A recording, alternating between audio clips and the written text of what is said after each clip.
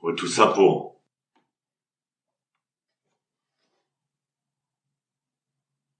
commenter la 58e phrase du Shinjinmei, le poème de Sosan. C'est le premier poème zen en Chine.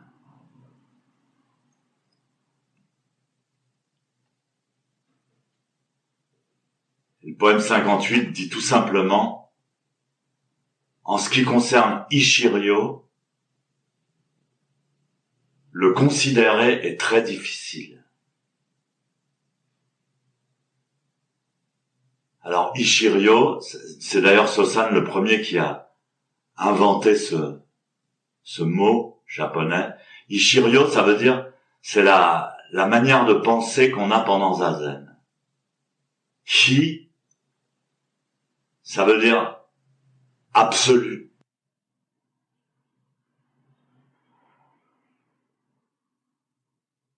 Shiryo, c'est la pensée. Alors évidemment, quand on vient pratiquer Zazen auprès d'un maître, on lui dit, qu'est-ce que c'est la pensée zen? Qu'est-ce que c'est la pensée absolue? Et le maître répond, c'est difficile à expliquer. Donc pendant 1500 ans, on a essayé d'expliquer Ichiryo. Je vais essayer de développer le sujet plus tard. Et ce que j'ai trouvé génial, c'est l'explication de Maître Deshimaru de Ichiryo.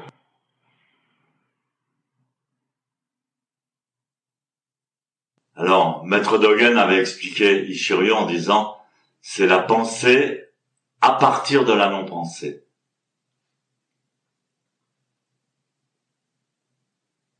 Pensée du très fond de la non-pensée.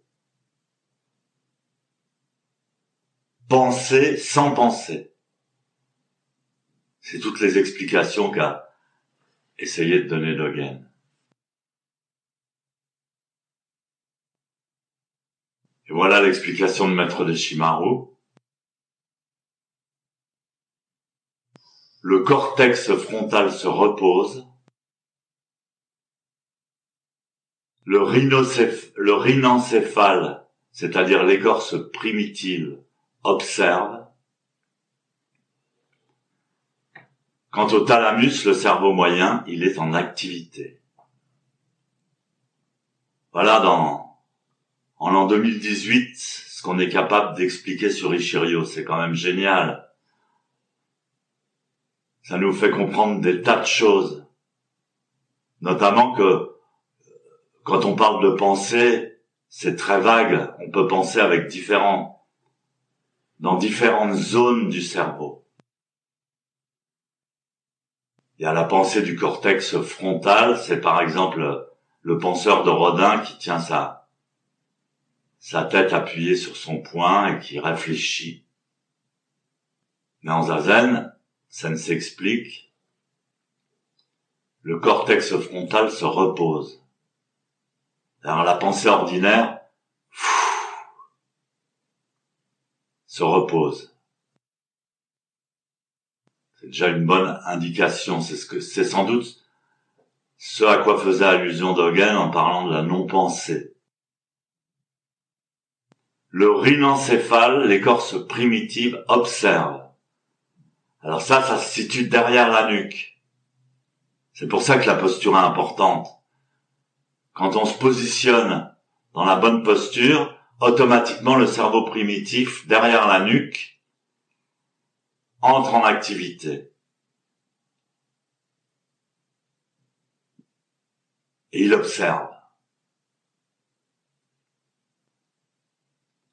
Quant au thalamus, le cerveau moyen, c'est-à-dire thalamus, c'est un peu le centre du cerveau.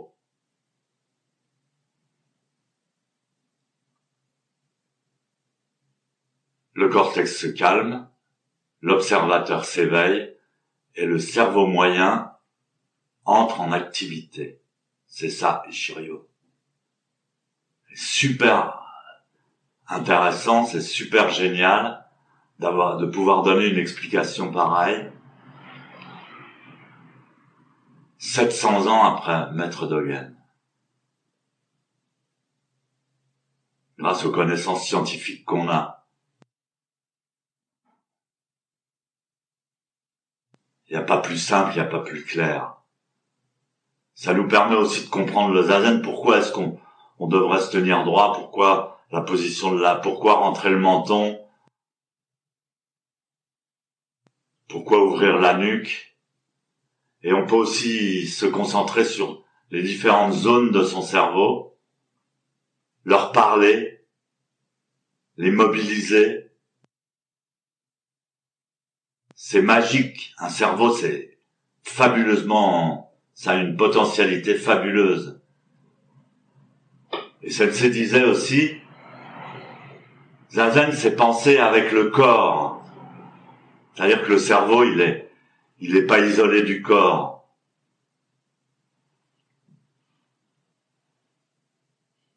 Il est lié tout d'abord aux reins qui sont la force physique et la manière de s'implanter dans la vie par les reins. Donc là, on parle de la position du bassin. On parle de la concentration sous le nombril.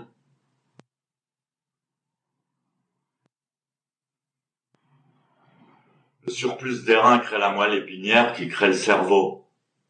C'est la même chose, c'est relié.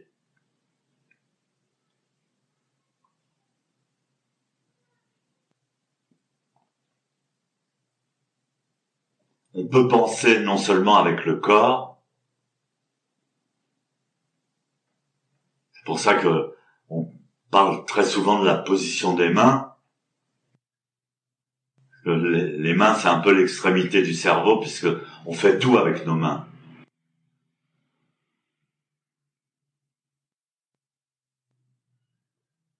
Donc la position des mains pendant Zazen est très importante. Position des pouces, contact. On va régler la tension du corps par le contact des pouces, plus ou moins fort. On va régler aussi l'horizontalité par le contact des pouces. L'amplitude par la position des mains.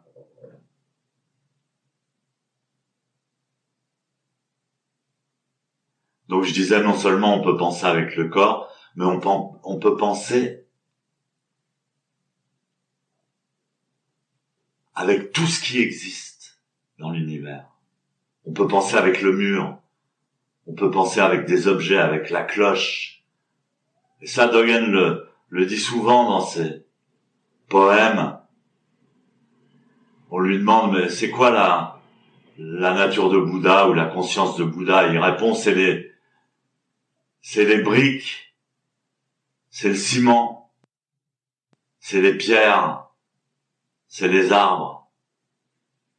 Alors je comprenais pas cette métaphore. Mais pourquoi il nous parle toujours de ces briques, de ces pierres? Parce que tout ce qui existe est également notre corps. C'est pour ça qu'on a intérêt à préserver l'écologie de cette planète, qui est notre propre corps. Mais il y a une différence entre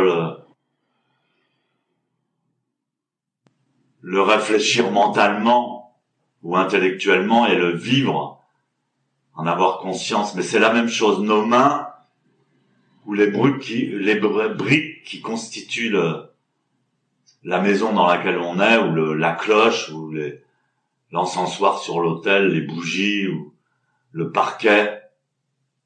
Tout ça est aussi intime avec nous que la position de nos mains.